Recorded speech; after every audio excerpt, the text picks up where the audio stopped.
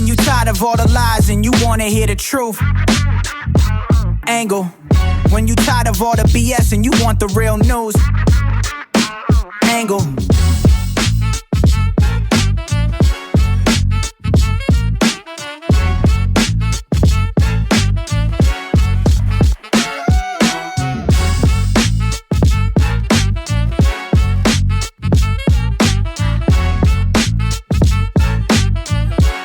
Thank you for tuning in to True Angle TV. I'm your girl, Ebony Jackson. Before we get started, will you hit the like button and subscribe to the channel? I would gladly appreciate it.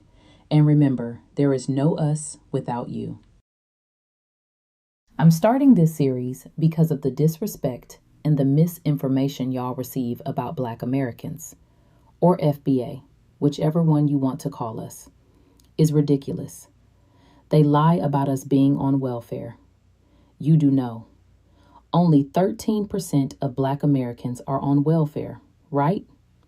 But y'all never say anything about the other 87% that's well off. It's not a Black thing. It's more like a poverty thing.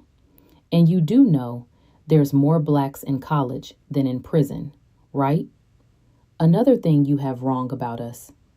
I'm starting this series to let the world know if it wasn't for Black Americans or FBA or whatever you want to call us, the world would be in the Stone Ages Let's start still. with Marion Croak, the woman who made Zoom possible.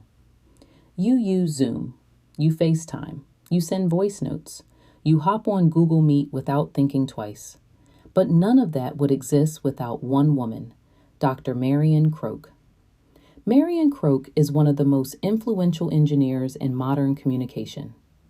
Born in 1955 and raised in New York, she went on to earn her PhD in quantitative analysis and psychology from the University of Southern California. Then she stepped into a world that wasn't built for her, tech, and she changed it. Croak is best known for her groundbreaking work on Voice over Internet Protocol, or VoIP. VoIP is the technology that allows your voice to travel over the internet instead of traditional phone lines.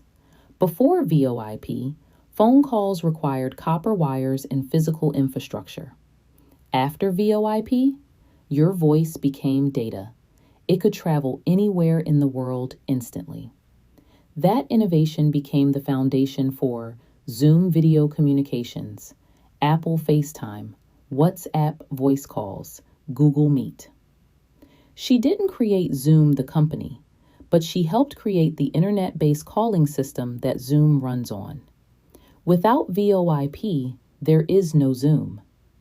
Zoom works by taking your voice and video, breaking them into digital packets, sending them over the internet, and reassembling them in real time. That entire process depends on VoIP protocols and internet voice transmission systems, the very systems Croak helped develop and scale during her decades at AT&T. When Eric Yuan launched Zoom in 2011, he built it on top of the VoIP infrastructure pioneers like Croak helped bring into mainstream use. So while she didn't press the Create Zoom button, she helped build the highway Zoom drives on. When the world shut down in 2020, what kept businesses alive? What kept kids in classrooms? What kept families connected? Video calls powered by VoIP. Her work quietly held the world together. That's legacy. Croak also pioneered text-to-donate technology. After Hurricane Katrina and the 2010 Haiti earthquake, her innovations allowed people to donate to disaster relief through simple text messages, raising millions of dollars. Today, text to give is standard in charitable fundraising. That's impact beyond tech. That's humanitarian innovation. In a male-dominated industry, especially for Black women, Marion Croak rose to become a senior executive at AT&T and later a VP of engineering at Google. She holds over 200 patents, and she was inducted into the National Inventors Hall of Fame.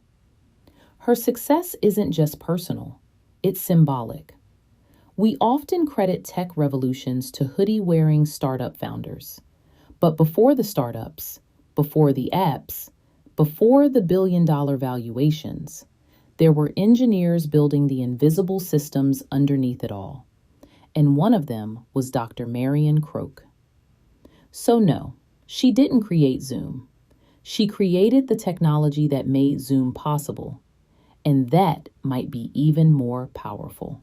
So if you don't like Black Americans or FBA, stop the Zoom meeting. Stop the FaceTime calling. Don't even use your camera on your computer. Because a Black American woman is why that's all So the moral possible. of the story is, if it wasn't for Black Americans, a lot of things that everyone enjoys would not be here. And I'm not trying to cause division, but I am here to clear up all this messed up and misinformation you have about us. So instead of listening to everything you hear, do your own research. But this is Ebony Jackson. I'm out.